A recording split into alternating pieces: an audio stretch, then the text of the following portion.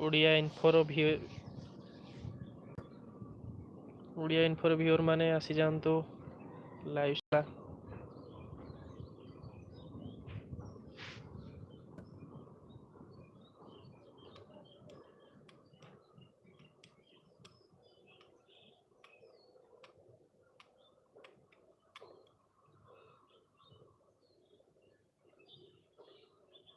ଜଣେ ଆସିଯାଇଛନ୍ତି, ଲାଇଭ୍ରେ ଆସିଯାଇଛନ୍ତି ଜଣେ, please high ଲେଖି ପଠାଇ ଦିଅନ୍ତୁ।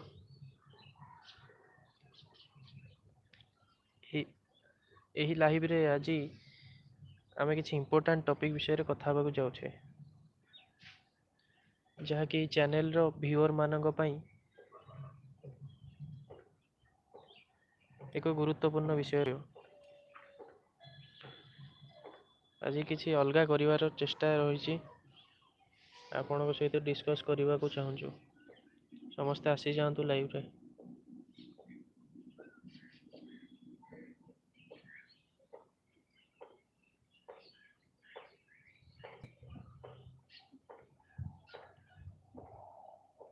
ସो ଯିଏ ବି ଲାଇଭ୍ ଏବେ ଦେଖୁଛନ୍ତି ଆଉ ଯିଏ ବି ପରେ ଦେଖିବେ, ସେ ଜାଣି ନିଅନ୍ତୁ କି ଆମ ଚ୍ୟାନେଲର ଟପିକ୍ ଚେଞ୍ଜ ହେବାକୁ ଯାଉଛି।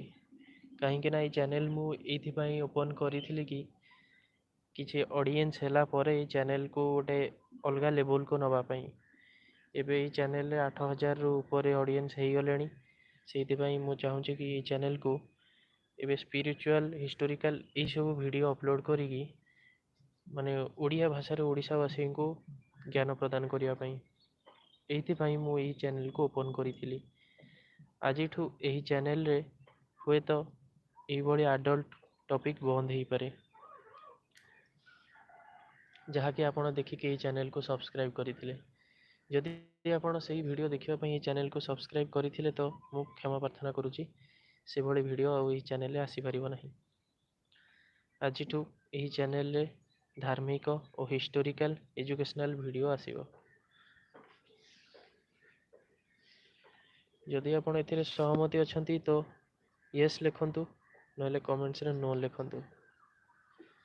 ହୁଏତ ଯଦି ଆପଣଙ୍କୁ ଏହା ଭଲ ନ ଲାଗିପାରେ ତ ଆପଣ ଏହି ଚ୍ୟାନେଲକୁ ଅନସବସ୍କ୍ରାଇବ୍ କରିପାରନ୍ତି। କାହିଁକି ନା ଏହିଭଳି ଖରାପ ଭିଡ଼ିଓ ଅପଲୋଡ଼ କରି ଭିଉଅର୍ସ ମାନଙ୍କୁ ମାଇଣ୍ଡକୁ ଖରାପ କରିବା ଆମର ଉଦ୍ଦେଶ୍ୟ ନଥିଲା।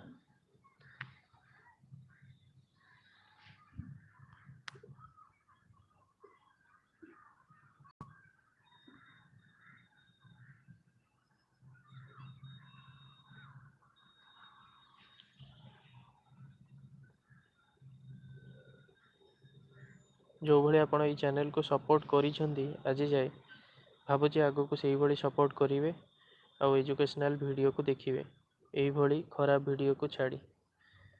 ଏହି ଚ୍ୟାନେଲକୁ ଆମେ ଇନକମ୍ ପର୍ପୋଜରେ ପାଇଁ ଖୋଲି ନାହୁଁ, କାହିଁକିନା ସେଇଥିପାଇଁ ଆଡଲ୍ଟ ଭିଡ଼ିଓ ପ୍ରଥମରୁ ହିଁ ଅପଲୋଡ଼ କରିଛୁ, କେବଳ ଅଡ଼ିଏନ୍ସ ଗେନ୍ କରିବା ପାଇଁ। ଏବେ ତ ଅଡ଼ିଏନ୍ସ